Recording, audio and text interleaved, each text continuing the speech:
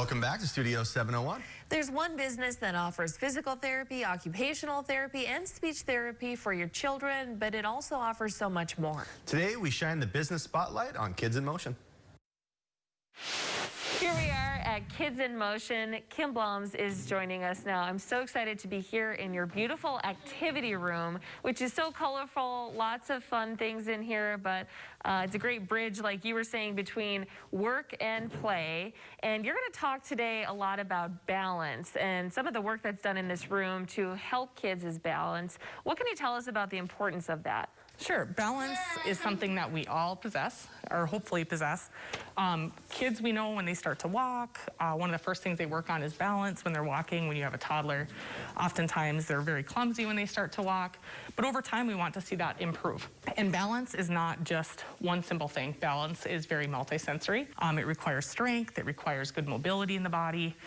And really what we look at when we talk about balance is a good, reliable sensory system in the way that our body and our brain processes the information around us to be able to balance. What we work on here, specifically in the skilled realm of OT and PT, or occupational and physical therapy, we look at, like I said, strength and mobility, but we also look at things like vestibular system, proprioceptive system, which are really big, fancy words. Yeah, they are. So I want to be able to connect with families and explain what that means and what we look at and why it's different for what we look at versus like a parent. So our vestibular system is really just the inner ear and how we process information, like movement and gravity. If a child has difficulty with vestibular input, what you might see is that they're tripping and falling a lot. Our OTs specifically look at two different things with the vestibular system. One is how kids handle rotary movements, and one is how they handle linear movements. Some things that we've seen in the clinic, for example, is we'll have a parent come in here and say, when I tilt my child's head back to wash their hair, they hate it. And it might seem that's behavioral.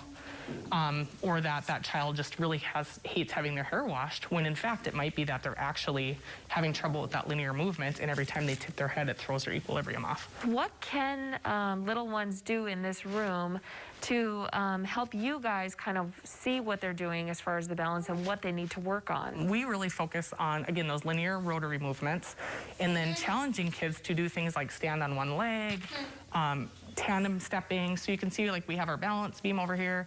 We might have a kid stand with the hurdles and they might step over. So that requires motor planning. They really have to think about where their body is in space, where they're going to place their foot next to be successful at that. The other thing is that we might have a kid on their hands and knees playing on the bolster swing, and that's an opportunity for us to work on postural control and helping that child weight shift and figure out where their body is in space. Another thing that we do for proprioceptive input is a lot of heavy work.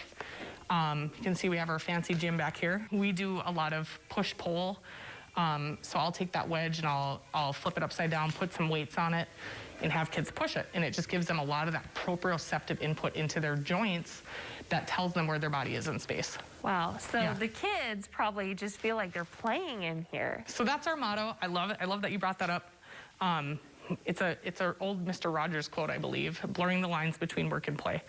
And I really, sometimes we get that negative connotation that all we do is play with kids, but that's a kid's job. A kid's job is to play. And it might look to you like we're playing, but there's very specific things that we do to implement those strategies that we're trying to achieve. If I'm a parent and I'm kind of like, oh, I feel like someone maybe should be a little further along. Yeah. What do I do as far as knowing what the next best step is? So I always tell parents, follow your gut. If you have a parental instinct that something doesn't seem right, we can always do an assessment or a screen and just, look your child over. I would actually recommend that annually you call and get a developmental screen with your OTs and PTs just to do a check on development. Because we're really, we are developmental experts in our field. And we look at the whole picture. We look at how is your child moving? How are they eating? How is their language developing? And we can do that in a quick 30-minute screen and pretty quickly see if there's any red flags. So if you're worried about something, therapy is not a really big, scary place where you come here and it's intimidating. And, we want to help you, and we're not going to push you into therapy if it's not needed. We want to work with you and make sure that your child is functioning well, and really that they're approaching school and that they're able to play with their peers and do things that their age appropriate peers can do. Within reason. I mean, a toddler's a toddler. Hi, Dash. Good motor skills. A toddler is a toddler, but I mean, when it starts to feel like it's not going the way it should, I say trust your instincts. And you can just call to make an appointment. That's something else people don't know. We work really hard as long as you have regular visits with your child and well checks. If you have a concern, call, and we can usually help you get a referral fairly easily. Or sometimes, physicians will ask that you come in for a check. But PT especially is a direct access therapy. You do not need a referral to see PTs. All right. Thank you. Thank you.